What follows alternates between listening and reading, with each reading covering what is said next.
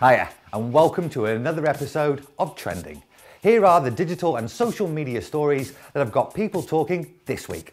Sony's implicated the online vigilante group Anonymous in the security breach that saw millions of its customers' personal details stolen by hackers. The beleaguered electronics giant said it had found a file bearing the Anonymous motto, "We are Legion," on one of its hacked systems. Anonymous denies playing any part in the hacking. It has become Silicon Valley's favourite guessing game. Just how much is Facebook really worth?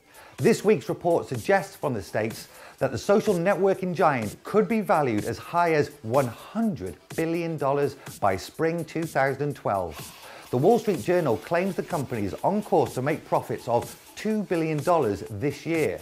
While that debate rages on, shares in Renren, the social networking site described as the Facebook of China, have rocketed after the company was floated on the New York Stock Exchange.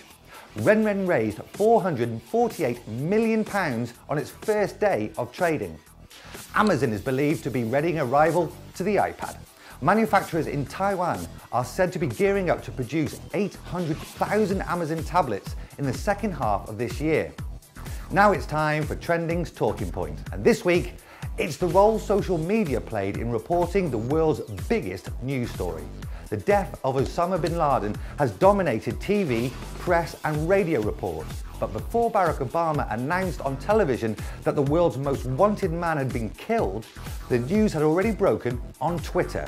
So, are social networks the new home for breaking news? Social networks have a major advantage. They've got people everywhere. The tools for reporting are cheap. You've got smartphones in everybody's hands. News organisations can only put reporters in so many places, and they can't know where they're going to need to put the reporters in order to report on breaking news. So social networks, major advantage. If they can report in real time, people have got the tools to take photos and videos, they're always going to have people on the ground for breaking news faster than a news organisation. So yeah, for breaking news, I'd say social networks are here, and they're here to stay. Well, that's all we've got time for on this edition of Trending. Join us again next week for more stories. Of course, you can follow us on Twitter @WalletVideo or @The Drum for all the latest stories. And that's it for us. We'll see you next week. Ta-ra.